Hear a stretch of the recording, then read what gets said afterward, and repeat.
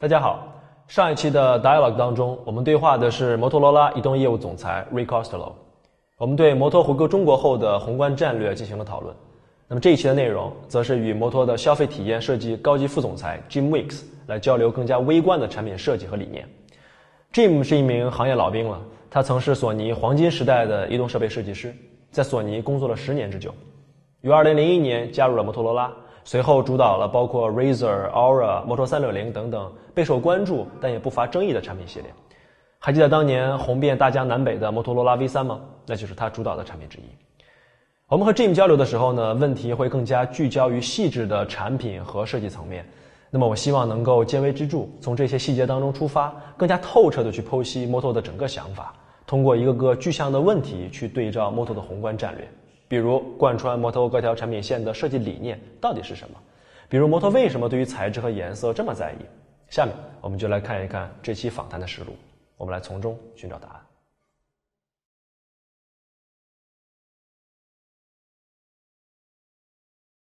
Good morning, Jim. Good morning. Thank you for joining. No, thank you for having me. You're the man behind a lot of Moto's iconic devices, like the insanely popular V3, which happened to be my last feature phone before I switched to PDAs. Okay. It's great to see you in person after all these years. That was a really, really popular device. But there's also a problem here because not everyone in younger generations has a special soft spot for Motorola like we did. Right. We still do, but you're right now keen to this younger group of users, so I'm a little bit jealous. We're getting old. So tell me about your target audience here. Describe them to me. Well, typically, they're in a group we might call millennials, right? It's maybe our primary target, but it doesn't mean it's the only target. It just allows us a focus. And that's really important when we're designing. If you try to design something for everybody with no focus, then I think you end up with something that maybe lacks character, right? But our focus is really to be about the consumer, that person. It's about being about you, not being about us. Oh, me? Oh. Yeah. But it is about you. That's the big thing. And as a designer, we've spent over time so much energy thinking, how can we manifest our brand and what we think it should be and what people want? And there's many companies that still do that. And they say, here's your design. Right? We believe that a whole generation of people and thinkers want something different, which is, okay, I want to participate in this process. There's so many things in culture right now that you get to define yourself. You want to live life on your terms. So why do I have to have a product that is completely designed by somebody else? That's why from a hardware and a software perspective, we've really worked hard to bring in the consumer into the design process of what we're doing. And that's a big positioning piece for us. Okay. And it helps inform all of our decisions. Did you talk to elderlies in your research? Yeah, we talked to a broad range of people, but really the focus has really been on a younger set. Not exclusively, teens or 20s, but probably between 35 and below, and people that use, products of ours, or products of our competitors, and globally. Okay. So what is the wow factor on this device? Is it brought back to Well, I think when most people look at when people look at our devices, I want them to see something that looks distinctive, that can appeal to them, that they can work with, like a palette. So from a form perspective, we try to carve out a space that we think is meaningful to people, one that represents the ability to have the device be approachable, be comfortable in your hand, because 3.5, 4, at least. How many hours a day are you holding the phone, right? Right. It's because it's with you. It's in your pocket. You're holding it, so you want to make it very approachable, very comfortable. So there's a over time kind of wow factor that we look at, right? Which is comfort and like how the phone grows with you from a hardware and a software perspective. So that's a over time wow factor we're looking for. Like first impression, a big piece of it is the materials. Right. That's going to add a lot of complexity to your supply chain. How did you solve that problem? Well, it's not by starting with the complexity problem, but start with the consumer problem. It's amazing what you can move and what you can do when you realize, okay, this is something that we believe consumers really want. Yeah. And then you figure out how to do it. And I think any problem can be solved. And so it's about making it important to you. So if we were only interested in doing something that was simple from a supply chain perspective or low cost, then the design solutions would represent that, right? So we actually start with, okay, what do we think is really representative of what consumers want, right? So it starts with that, and then you figure out how do you do that? And that supply chain piece, that's a great opportunity with Lenovo. Okay. But that supply chain that you want is quite different from what Lenovo has, I guess. Sure, but it's a lot of it's about efficiencies in the way you approach things and the scale. And so what I've seen so far is that it's a different type of materials and things, but still the approach and the way you communicate, the way you plan, is still can be applied to it very, very well. Okay. Would you be introducing some China-specific materials like the embroidery and stuff like that? I think what we'll start with is our core set, because we found that people respond very well to those, but it's really about identifying then as we build over time. I think that's the whole process, is once consumers start to participate in the process with us through Moto Maker and other connection points, we'll start to augment what we offer over time to represent what people are saying they want to do. Is a truth in materials and an authenticity. Right. And I think the Chinese consumers have a great appreciation for that. That's right. Before you guys arrived, I was talking about these devices with this camera crew. And as soon as we put this device on the table, it draws the attention of the room, in the room. And what did you find particularly interesting about China that is very, very different from the rest of the world? A little bit more vibrant colors, I think, is something that we see a little bit more in China. Bolder. Okay. I think it's something I learned also in Japan, and every culture is very different, right? But I think there's also there's much more a sense of individualism than people suspect. But you know what's really cool though is when you actually, and this is what's really great, is even when we look in the rest of the world and we see how people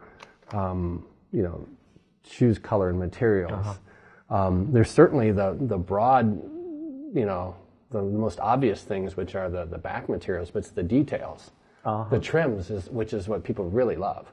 They love the fact that I can choose between a different metal accent to go with that color, because some people, they want to put themselves out there, but they're a little hesitant because they're like, you have to take it to work and all that. And so they might choose something a little bit more neutral, but then in the metal ring, the speaker details, they might bring in a pop of color. Okay. And it's kind of, allows them to, kind of express themselves, but a little bit, Interesting. subtly.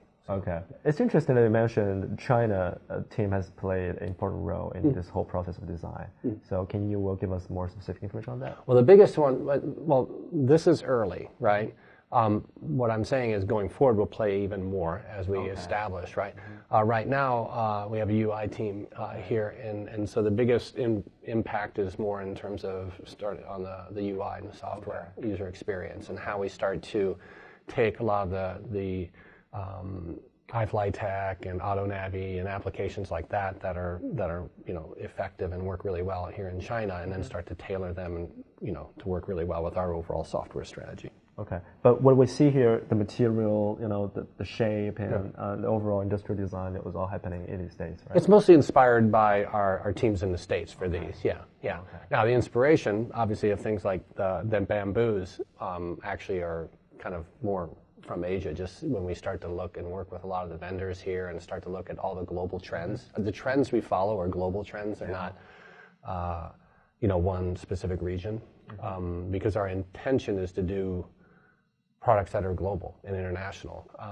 20 years ago when I worked with Sony, markets were different. The appreciation and the approach to design was so different per region: Europe, North America, China and Japan. And that's changed quite a bit. I think the design IQ globally of consumers has gone up so much. And the differences aren't as big. I think because of what's happened with the internet and social and everything, there's a global sensibility that I think exists now, which is really quite nice. Because I think it allows us to design things for a global culture. But what I really like about Moto Maker, and then about the way we're working with the Moto franchise, is it's not saying, okay, we're designing for global culture and that's what you get. We're kind of starting with that. And to tailor for each one. And then allow you to tailor it, right? That's the whole point, is the the base software. You work with it and define what you want. Do you guys at Moto look at those review videos and articles looking for inspiration? Yeah. And it's inspiration and it's also course correction. Okay. Put a mirror in front of your face. Like it's. And I think that's what's really great, and that's what's also changed, I believe, the face of design. Is people like you. In the past, I think the feedback was not as global, not as informed, and not as immediate. I think it's critical for designers to realize they're not designing for themselves. I think there's too many designers in the world in the past and still now who are designing for themselves. Right. They are thinking about themselves and what they want to do. And, our designers every day are looking at reviews. Reviews like you, like in a lot of your colleagues around the world, and we listen to what they have to say about other products. They're interested in. It's actually, in some ways, made our jobs easier because before we would have to use the devices of our competitors, right, and kind of evaluate what we think is, heuristically. What works, what doesn't. I mean, it's great, to have somebody, tear down the user experience of something that we're doing, or, see what they have to say about the design. So, but I like the qualitative feedback. I think like really highly quantitative feedback sometimes isn't as important as deep qualitative feedback. So if you're looking and dissecting, this device and, what works really well in terms of the fit in the hand and usability, and you start to connect, why we might do certain things digitally that go along with why we do other things physically. Yeah. That kind of a depth, an informed depth it's really good. It's a great critical review. It's really interesting that we found in our experience that consumers usually can tell their feelings, but they can't tell why. Yeah.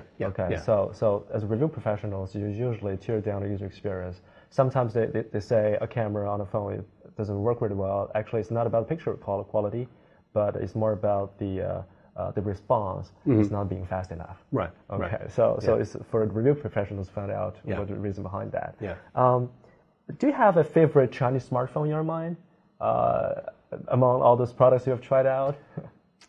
I don't usually talk a lot about that. The favorites. There's certain things that I see that I find interesting. Give me one of the examples. Well, I mean, obviously, one of the ones I thought was just interesting from a design perspective was the whole layers approach that the Lenovo device took. For that, I thought that was unique and different. I think you have tried enough things, a lot of things, during developing all this portfolio, array of the products. Do you have so many interesting cases to share with us during the development process? Well, materials have always been near and dear to me, right. and that was one of my biggest influences in Japan, and also through when I came to Motorola is to really kind of go away from typical plastics and everything. Plastic is great, and it's fantastic to solve certain design problems, right. But we have. Missed you at our lab tours that we've done, and it'd be great to have you join because then you could start to see some of the failures that we've had in different types of materials. I mean, we have. Grass, making a phone out of grass is interesting just because it's just a great experience. I tried that.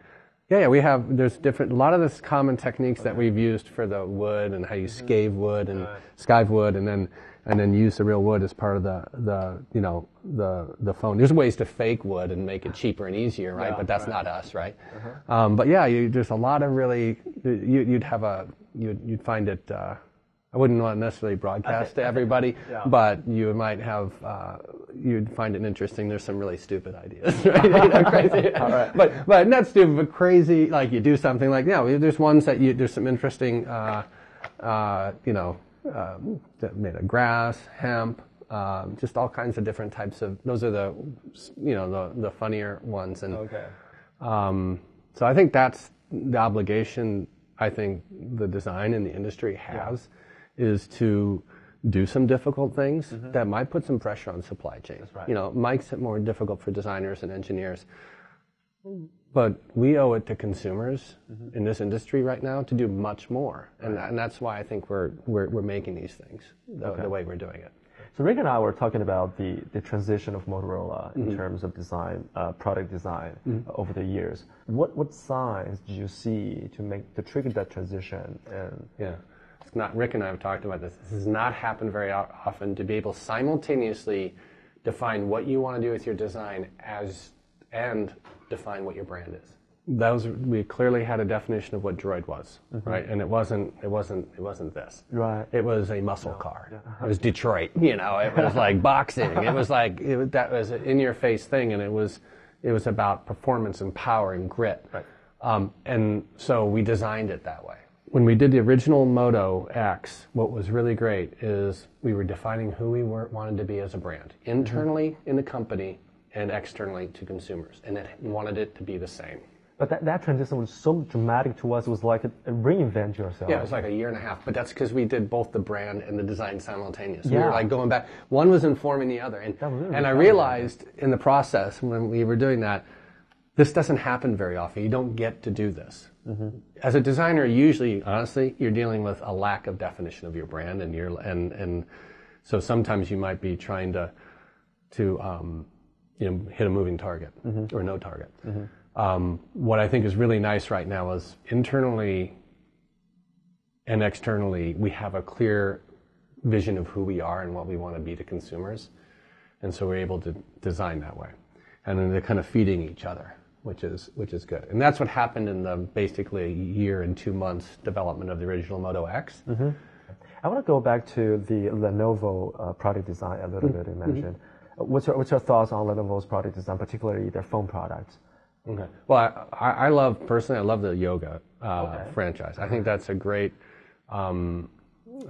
series of products, and I think it's an example of how you kind of articulate something you want to do in a space that's a tablet space that approaches things differently. I think the design is extremely rational, it makes sense, allows you to get a high capacity battery into a device, and now with some of the inclusion of the way they've developed the hinge to be able to be stiff but still rotate. The principles of the product, and I think are really quite good. And I think if people see that, they kind of think that's a premium device. Okay. So I like that. And then I think the smartphones I think is a little bit more challenging space. Like I said, I think there's some really nice ideas in the devices in terms of how you use this kind of layer metaphor in the design, which is quite nice. It's really interesting that you're talking about premium feels and materials on the phone, and also talking about values. I think it's kind of contradictory to me to have both those two words in one sentence. I mean, how can you bring premium stuff, also keeping the cost low, hopefully making money at the same time? I mean, how do you tackle that? Well, I think you need to do things in a smart way. I mean, like I said, there's some value we can get from like our connection with the efficiencies of a Lenovo supply chain and what we're doing, but there's the experience. The premium isn't just about cost, it's about the quality and the experience. We have a heritage of build quality that over the years that's unparalleled. That's a genetic thing in a company, right? That's not something you learn in one year or 2 years. So when I talk about premium, I talk about, yes, materials, quality of design. Quality of design, it's subjective, yes, but there's quality of design solutions that you make, right? Not just in terms of the form, but how you execute, things. There's some extremely difficult things that we're doing in this. Like what? Well, it'd be one thing just to do a simple metal band that was the same thickness, width all the way around and had a simple chamfer on it. Okay, great. That's a machined part, very simple. It's another thing to do something that allows you to get the signature edges that we have here and then the thicker body that creates comfort, right? So this part and the tool paths for this and the ability to have the tolerances that we have is a whole different level of quality than someone who's doing a part that's the same thickness all the way around. And this costs, right? Well, it can, but a lot of it's just quality of engineering. Right. It's like better planning. How much time are you going to spend an extra 3 weeks on the engineering and the quality and the testing of something? and then you nail the execution side of things. Okay. Another great thing you talked about before, which I think was a great observation, is we know from we do global perceived quality research. So we go and we talk to consumers, and we'll talk to them for an hour and a half about a design, not asking them if they like the design. Okay. So what are you talking about? What is certain things that you're seeing and feeling across these mean to you? Okay. Right? And so when you see this edge up here, what is that? Oh, it feels kind of cheap to have an edge there. Okay. Right? So, because those are like certain parting lines, certain edges in certain areas, people will, it's not whether they like the style, it's what that form communicates to them emotionally in terms of quality, right?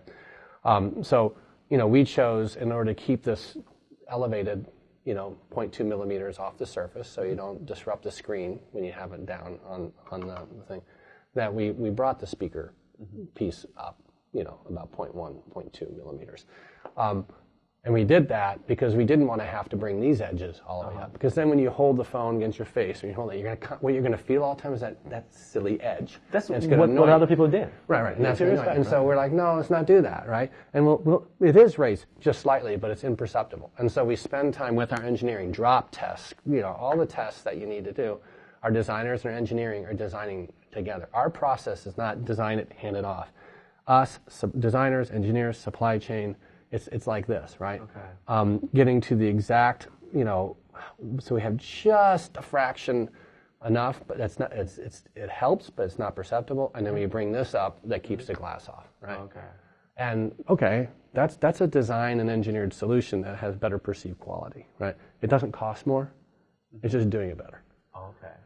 So you're just taking our time, spending our time with the consumers. I'm not sure if we're taking our time, but we're piling a lot of time. I would like to take more time, and we all would love more time, but and here's the other key thing in our business, right?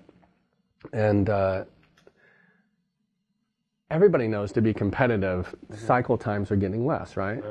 So what's the quality of your engineering? What's the quality of your design teams? How fast can they connect with consumers and get feedback and bring it into how fast can you test? How fast can you simulate materials, drop tests, all that stuff?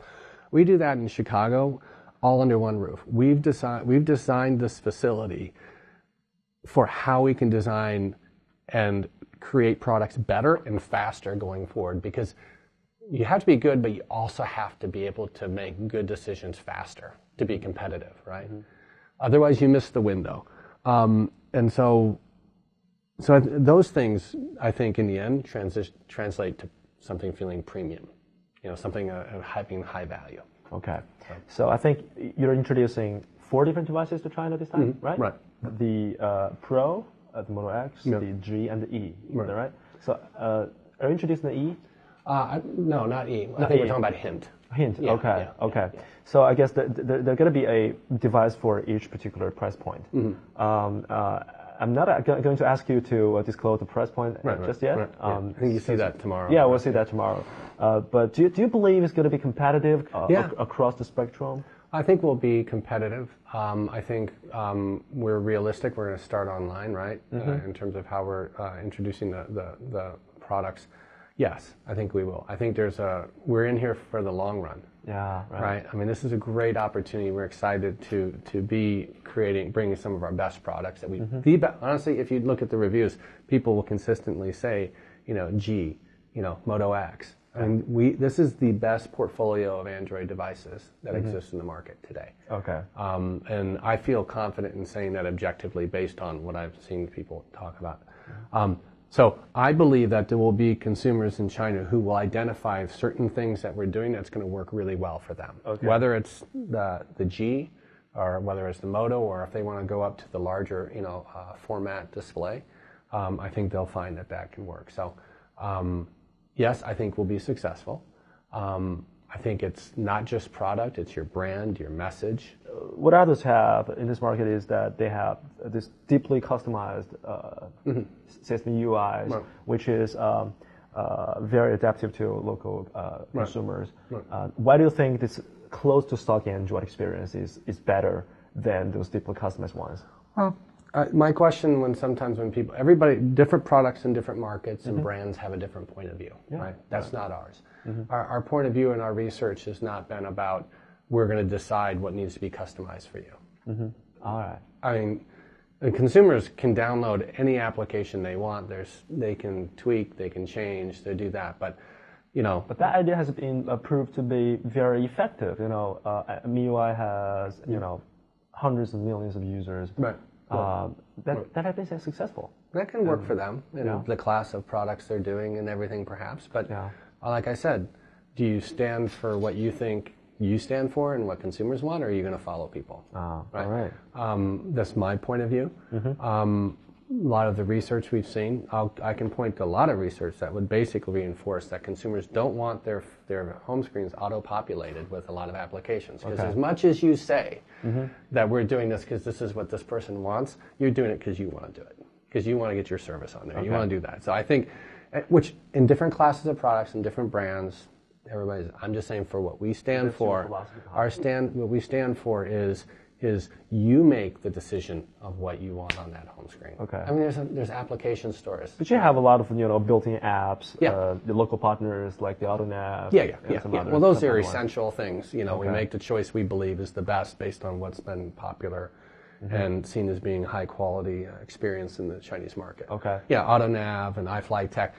How do you pick those partners? Yeah. Performance, quality. I mean, we can, CN, if you talk to him tomorrow, you can talk a little bit more on the software, but what has worked well, what is best performing. Yeah. Okay. And I think in many of them, they work well with the way our UI is structured right now. Okay. So who do you think builds the best hardware in China? And the Chinese brands. Have you studied them? Yeah. I'm not. Hardware ones? All I'm going to say is I think in 2 days the best hardware you'll find in China will be ours. All right. So you're really confident on that part, right? Yeah. I mean, it also is about, like I said, to me it's not a black and white. Who makes the best hardware? You definitely have a tradition. What? You've had a tradition. Well, best hardware to me is, okay, so it looks like that, but it has the best RF performance. Like, we will not sacrifice RF performance in our design choices. True. So someone might have a nice looking piece of metal or something like that. I'm like, okay, that's great. Now, how's it perform in drop tests, right? How's the display work in terms of cracking? How's the RF work across all the bands in China? That's, to me, is quality. So when I think about design and hardware quality, you cannot exclude the performance and stuff like that. So how do you keep yourself up to date with the latest trend in this local market if you don't have a very huge team over here? Yeah, I don't think you need to have big teams to be up there. Industry. Yeah, it is. And that's one of the things that we're ramping up. And as we build our capability up, again, much more in terms of design and other areas in China, I don't think you need thousands of people to be on top of trends. I think it's about figuring out a really strong mechanism to be connected with consumers. And we need to continue to build that. But one of the reasons I like our approach to design is that what's built into it is the ability to see what consumers are talking about. Yeah, but your R&D centers are based in Chicago, in the States. That's one. Yeah, we have R&D center we're developing up here too. Okay. I just want to know more about the mechanism behind this R&D stuff, because what happens in China is that when the filmmakers read an article or a particular review video, talking about their products, the bugs and the problems are usually fixed within 2 or 3 weeks, even before the consumers get their hands on the device. So it's really fast response. Are you competitive on that front? I wouldn't put the time frame on that. I think we will. I think we've shown. These are all really good, important questions. These are the things that we need to do to be successful in China. So you're absolutely correct. We're talking about something that we need to talk about in 6 months, after we're here, and you can say, hey, you know what, you've done well here, and you haven't done as well there, right? And then and there'll be things that we know we'll need to improve on. But one of the things I do like that we're the fastest in the world in terms of Android updates, right? I mean, because it's stock Android. Well, no, it's not stock. It doesn't take you a lot of effort to customize that. It's that we make smart choices because we know consumers want to get those things faster, right? But we also put a lot of energy and effort and investment. It's not just because it's stock, it's because we choose to prioritize and get that done fast. So I think we can apply that same approach to how we do. We do a lot of updates right now on a global basis, beyond the stock Android. I think we need to, when we have products and services in China, there's a level of quality and speed that we need to make sure that we attain. When we review our product, who would you want us to compare them with? We have two choices, international brand and one Chinese brand. International, I mean, at a quality level, we believe we have the highest quality products in the world. Okay. We believe. Okay. And we'll have them at different price points. So if people would say that the bar in the world in terms of the most popular product is an iPhone, then they should compare us to that. Okay. And then see how our message and what we offer to consumers is better, different, and look at it that way. And who would be the Chinese brand? I think at certain tiers, you know. Let's say the premium ones. And the premium one? I think premium, I would focus, like I said again, on iPhone. iPhone. Yeah. It's not a Chinese brand. But if I was going to talk about like products that are popular, you have to compare it to Xiaomi because of the popularity in the market. All right. And I think Rick has said this before, our competitors are everybody. Yeah. Right? And our biggest target is the consumer. It's not a competitor. We're gonna focus on the consumer and things that you said are important, right? How quickly do you factor in changes that you see in software that you need to make? It could be a bug, it could be a desired feature out of primary research with consumers. It could be something through the social channels we're getting. To me, that's what we want to focus on. We don't want to focus on this brand, that brand, or anything. Well, then we'll have a lot to talk about down the road. Yeah. And I think that, and then the great thing to do is in 6 months and a year have that discussion and say, well, this is working better and this is working great. Nobody's perfect, right? And we'll be the first to say that. But we are unwavering in our focus on the consumer. That's right. And I feel confident in that. So. Okay. Yeah. So. Let's call it a day. All right, great. Thank you. Thank you very much. Jim. All right, it was great talking. Great questions. It was fun. 采访之前，我看到了一个非常有趣的细节，在与 Jim 寒暄过后呢，他一坐下来就开始用衣服去擦拭每一个手机的屏幕。这个动作，我想比交换名片更能够替一个人代言。除了对于产品的喜爱之外，更多了一份敬畏之心在这里。在今天的手机行业当中，我们时常就能碰到一个这样的朋友。我想，无论对于个人还是对于手机行业来说，都是一件非常幸运的事儿。与 Jim 谈话的时候，氛围非常的不同。我想跟他几十年的设计师背景有着密不可分的关系。你能够看得出来，当他谈到产品细节的时候，是最能够释放他热情的。他的回答当中很少有谈到商业的考量，但是却不乏整体的感性思考。尤其是当他说让设计师们不要只想着为自己设计的时候，我想这正是当下非常需要的一种声音。与摩托的市场策略相比起来，他们对硬件的品质的追求还是更容易打动人的。最近这1-2年，在设计驱动的影响之下，确实有很多手机为了换取更加前沿的外观，妥协了通讯功能和结构强度。这样的案例在国内外屡见不鲜。和这些形成反差的是摩托对硬件品质的坚持。曾经在行业当中，这种坚持被形容为固执。2年前，摩托虽然走了，但是却没有放弃这种固执。我想这是摩托带给中国的最宝贵经验之一。在剪这期片子的时候呢，一边听 Jim 形容他心目当中的用户，我一边在脑海当中不停地去过滤着他们的画像。他们应该是什么样的人呢？我想他们应该是那群宁愿翻墙也要去 Instagram 上面去分享照片的人。他们应该是在任何情况之下都准备去擦拭自己手机屏幕的人。他们应该是为了键盘的手感，在今天这个时代也依然愿意带一个黑莓在身上的人。这些人才是那些愿意为心目中那一点在意的美好而付出溢价的人。无论这个溢价是一块清洁布，还是一个有用无用的备用机，还是1000块钱人民币。好了，以上就是我们第1期对话内容的全部。不过过去几年的经验告诉我们，产品永远是最真实的倾诉者。农历新年之前，我们会告诉你有关 Moto X 的一切。